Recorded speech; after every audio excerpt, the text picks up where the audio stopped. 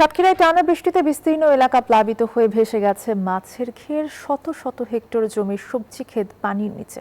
চরম বিপাকে পড়েছেন কৃষকেরা। এ বিষয়ে আরো জানাতে আমাদের সাথে যুক্ত আছেন সহকর্মী মনিরুল ইসলাম মনি। মনি, এখন সেখানে কি অবস্থা দেখছেন এবং কি পরিমাণ ক্ষয়ক্ষতি হয়েছে তা কি জানা গেছে?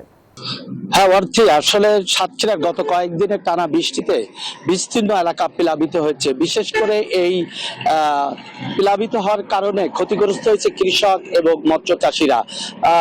গত কয়েকদিনের এই বৃষ্টিতে সাতক্ষীরার কৃষি সম্প্রসারণ অধিদপ্তরের তথ্য মতে জেলায় 950 হেক্টর সবজি ক্ষেত পানিতে প্লাবিত হয়েছে। এর মধ্যে আউশ ধান এবং আমন বীজতলা বেশি ক্ষতিগ্রস্ত হয়েছে।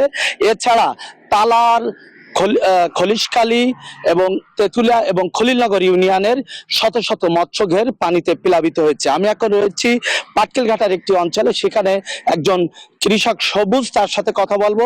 গত কয়েকদিনের বৃষ্টিতে আপনি কি ধরনের ক্ষতির সম্মুখীন হয়ে পড়েছেন? জি আমার 5 বিঘার মতো একটা ঘের প্লাবিত হয়েছে এবং 5 লক্ষ টাকার মতো ক্ষতিগ্রস্ত হয়েছে এবং শাকসবজি ক্ষেত প্লাবিত হয়েছে, যেমন ঝিঙে, উচ্ছে, পটল, আরো অন্যান্য অনেক কিছু আর কি।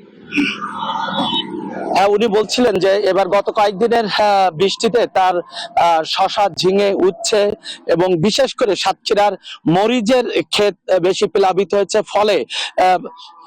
ফলে পানি প্লাবিত হওয়ার কারণে সবজি ক্ষেত পচে নষ্ট হচ্ছে এবং কৃষকদের কি পরিমাণ ক্ষয়ক্ষতি হয়েছে তা এখনো নিরূপণ করতে পারেনি কৃষি সম্প্রসারণ অধিদপ্তর। ফিরছি স্টুডিওতে অর্থী। ধন্যবাদ আপনাকে। আমাদের সাথে সাতক্ষীরা থেকে জানাচ্ছিলেন সহকর্মী মনিরুল ইসলাম মনি।